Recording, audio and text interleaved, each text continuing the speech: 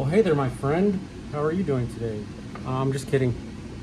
I know I'm recording and I know you're there, and I hope you're doing good today.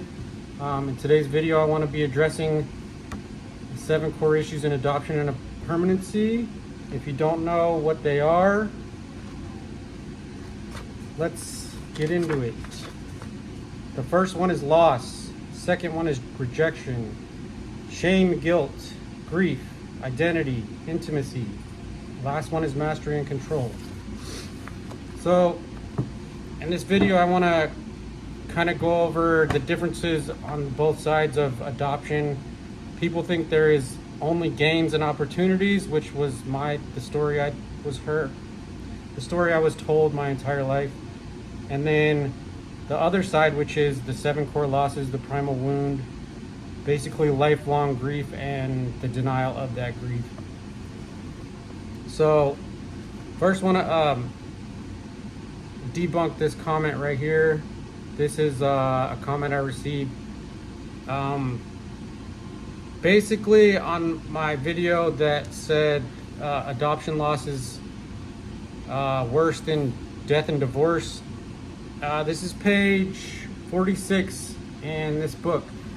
I'm going to quote it again. This is from Being Adopted. This is the quote.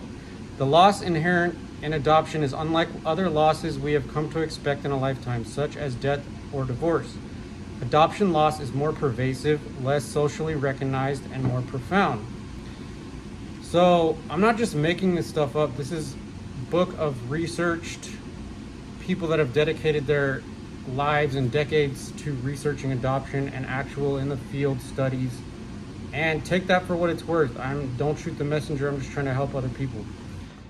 But I listed the 7 core issues, and I'm going to leave that comment there for a minute.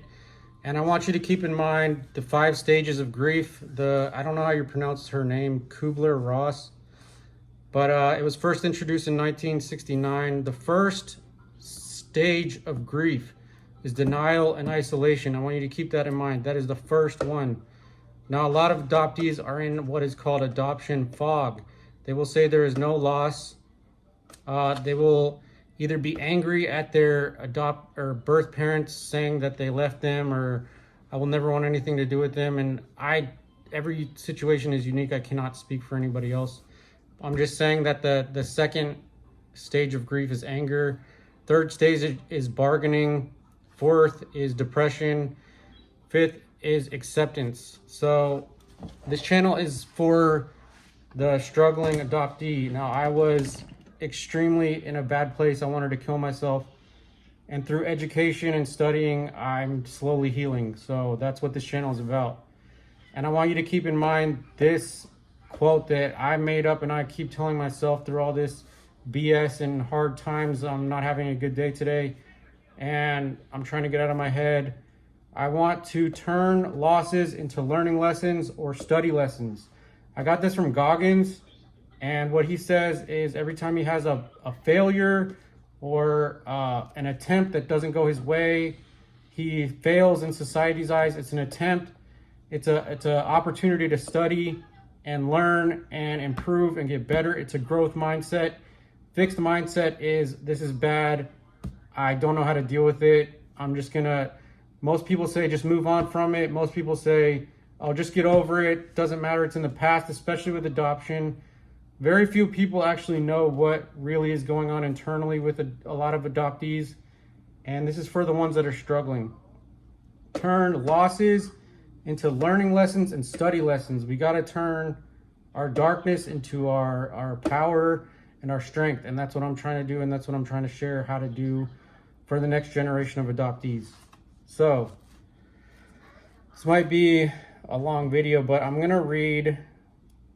A lot of this has to do with the primal wound. It sounds very similar, but this is what adoptees and individuals may lose that are raised in kinship and foster families. So I'm just going to go list them all down. It's page 46 of this book if you want to read it. It's a great book. Number 1 is everything that was meaningful and familiar to them, important people and items if placed beyond infancy, for instance, their parents, caregivers, siblings, extended family, friends, pets, teachers, foster parents, social workers, therapists, extended foster family, religious community, favorite recipes, toys, favorite clothes, favorite stuffed animal, the smell of sheets and detergent used from birth, family, foster mother smell, court appointed special advocates or guardian, group home and orphanage staff, the peacefulness or noises of a prior home, music played in the home, routines, rituals, language, and culture. All of the above defined, supported, and guided the child before placement with the new family occurred. From the child's perspective, these people and items may be cherished treasures that cannot be replaced. The next one is the certainty that adults can be relied on, which causes the loss of basic trust in adults. As the child has experienced both being unchosen and chosen, fear of loving others and being loved is a common result. The next one, all or parts of the family tree, history, culture, relationships, racial identification, information, familiar images. They're then grafted onto a new family tree or limb of a family tree that is unfair and unfamiliar. Not unfair, just unfamiliar.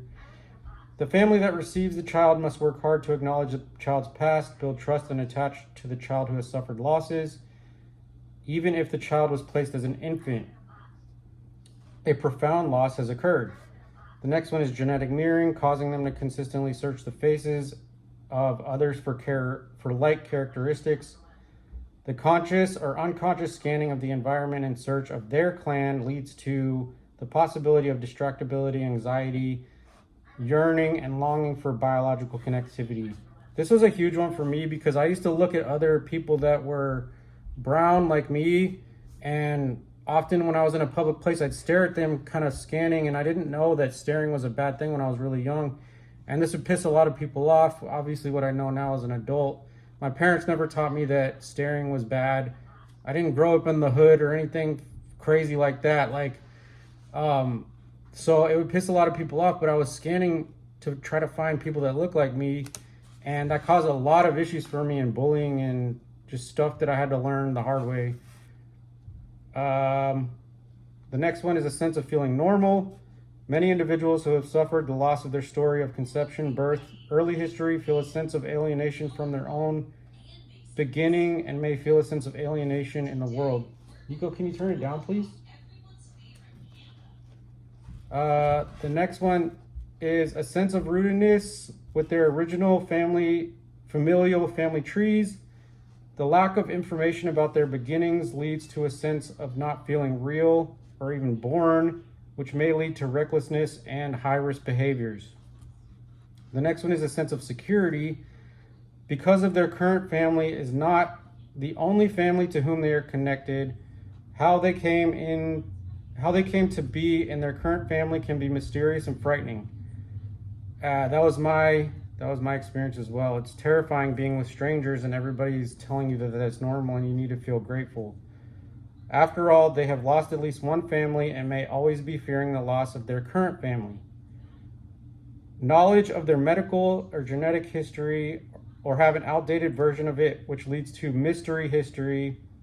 The individual will not know what their genetic history holds, how tall they might be, when the puberty begins, hidden talents or medical issues. Every time the person answers medical questions, it is a reminder of how little is known about their own medical history and genetic history. The next one is a sense of mental and physical well-being. Many adoptees report physical ailments such as stomach and intestinal problems. That's me.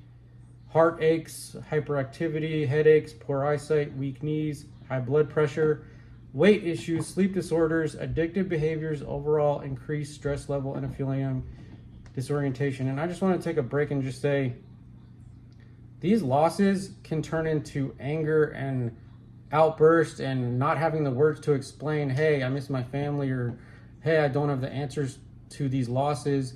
And then we get punished for them. And I personally got sent to military school, which absolutely did nothing for me except make me more pissed off that I wasn't able to find my family. I wasn't able to know what my race was. I didn't have any answers to bullying or racism in my family because they were white and didn't believe racism existed. So all these things they can look like bad behavior or an angry adoptee, but it's these losses that we don't have words for and we aren't taught how to deal with and are taught that aren't there. The next one is access to complete narrative. Their complete narrative. Adoptees key into the specificity and meaning in words because they're always looking for accurate truths. Having a complete narrative requires access to all the facts of one story, starting with conception, pregnancy, and birth, as well as information that includes two familiar trees, maternal and paternal. With the loss of a coherent life story, individuals are left with the episodic narrative that has an incomplete or disrupted stream of events with rotating caregivers and confused timelines. The amended adoption birth certificate, when issued, creates a break from the beginning of their life story. That is really confusing, and I didn't find out about that until I was like in my 30s, that I had a fake birth certificate because my parents never told me. I never had a reason to second guess it. I never really thought about it as part of the adoption fog, to be honest with my story. Next one is an easily consolidated identity. Some share that they feel they have a dual identity, creating a longing and desire to search for the missing parts of their story in themselves. The next one is ownership of their personal story. Their story belongs to them. There are multiple adults who may or may not honestly share the details of an individual's life story. I was lied to until a couple years ago about my story. I always thought I was adopted at birth, but I didn't know I was fostered by my adopted parents until 4. So I just say I'm an infant adoptee because basically I was taken care of by the same people, but it just sucks being lied to. Let me see. The story is often shared with family or friends, teachers, therapists, neighbors, parents of the child's friends before the child individually fully owns and understands their story. Children have receptive language before they have expressive language, which means the child is listening and absorbing everything that is being said around them. The child is interpreting the emotions, body language, and the tone of another's voice as they hear what is being shared about them and how the person feels about the story. The next one is pride in their beginnings. They lose that, of course, the story of origin. The child needed to be rescued by well-meaning adults, and society expects the child to be grateful for that rescue, in quotes, which may lead to a feeling that they are a charity case who might have ended up in homeless or alone. And that's the story I hear online all the time. Would you rather have ended up in a dumpster? Would you rather have been aborted? Would you rather? And it's really stupid. It's uneducated, and it means they don't really know what's going on in adoption. And the next one is access to their rights and the ability to be seen as adults in society. That refers to them as an adopted child or foster child all their life. I know I feel this way. They may feel that they are never seen as old enough, trusted enough, or mature enough to be allowed access to their original birth certificate or other important information. This is true for me. I feel like a second-class citizen, and it pisses me off because I've been treated like a second-class citizen in my own home, in my family, by my biological family when I met them. Space on the original family tree, which impacts their descendants. They may not be included in their first birth parents' family records, such as the family's Bible or family registry, referenced in family obituaries, or even included in the discussion at birth first family gatherings. And that sucks as well. The next one is the opportunity to give and receive love from siblings. They have lost the opportunity to grow up with their siblings. I know I lost the opportunity to grow up with my brother, and I still have two brothers that I've never met before. They were denied the ability to share their day-to-day life experiences and may not have similar language, religion, cultural values, and belief systems or lifestyles. Privacy. They lost their privacy. As all of the adopted child's personal information is recorded for legal and court purposes. Can you just keep it quiet, please? Thank you, buddy. Just for a minute. The child loses control over what they wish to share, when to share it, and whom to share it with. Children who are a different race from their adoptive or kinship parents who enter the new family as an older child or as part of a sibling group are automatically robbed of privacy in that they suddenly appear in the family system. The next one is information or relationships that can never be fully recaptured, even if the facts are later found. Those facts may no longer be useful. Time is lost and is not retrievable. The time is lost with people. Next one is a serene and peaceful pregnancy. The birth of a child and the experience of the first biological bond highlights the loss of the biological connection with the birth first family. Additionally, they may feel the pain of not having been born to the parents who raised them. The adopted person may worry about genetic makeup of their offspring as well, since they have little knowledge of their own DNA. The next loss is their original language. Many experience linguistic disenfranchisement, which I know I never learned Spanish. People always walk up to me and speak Spanish, and I just say no Espanol or no Spanish or whatever. And I've actually been like made fun of. They're like, "No, you don't speak Spanish." Like, oh. And I'm like, I don't know what to say, like, especially when I was younger. They lose their original culture. Many feel a sense of cultural dislocation. I know that when I get around other Hispanics or Latinos, that they call me white. And it's just like, it just pisses me off because it reminds me of how being adopted into a white family that didn't think culture or race mattered just puts that in my face, and that I lost all that. They lose their country of origin.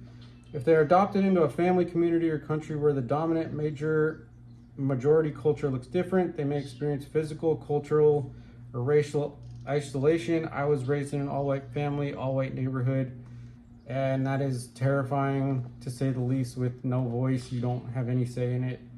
Children adopted internationally also lose language, culture, religion, history, music, food, smells, mirror images, and caretakers. The next loss is the ability to trust their own perceptions and inner wisdom. Some individuals describe feeling crazy or disoriented when others discount and deny or correct their thoughts and perceptions. Can they trust what others are saying when so often information has been withheld or changed? This is a big one for me. I knew my parents were lying to me from a very young age. My dad just kind of made stuff up as he went along and thought that I wouldn't figure out what was going on. And then I got punished for being angry for their lying, which was just stupid looking back on it. The next loss is naivety and innocence. The individual may lose certainty that life is safe and adults are dependable and permanent. That's very true for me. The next loss is the opportunity to be free from burdens of ongoing loss. As the child matures and understands their story more fully, the newly understood information connects them to more losses, and that sucks. The next loss is experiences and clarity of where they fit if they were placed transracially, multi-ethnically, and internationally. That is a feeling that I just can't describe how isolating that feels, with nobody around you that's being honest about your race, and everybody telling you to feel grateful and that how lucky you are, and then microaggressions and treating you like shit. The next one is this is the last one. Assurance of how they came to be named. Names are important. I know that's true for me. We know ourselves by how we are named by 6 months of age. Our name forms the beginning of self-identity. For the adopted person, they may or may not have received a name for their birth parents. If they discover at a later date they were given a name on their original birth certificate, the adoptee may feel relieved or more deeply connected to the parents who gave them life. This may also trigger a fantasy about who they might have been if they had grown up with that name. They may have had nicknames that they were fond of from foster families or caregivers that have gone by the wayside. Adoptees do have legal name the legal name that they were given by their adoptive family. As name changes, gosh, I can't read this last one. As names change, losses occur. It is less disruptive to one's identity to add a name rather than to erase a previous name. Thank you for sticking with me. Like I said, turn losses into learning lessons, turn losses into study lessons. And this book is amazing if you want to go deep and do your own research and education. I hope this helps. Bye.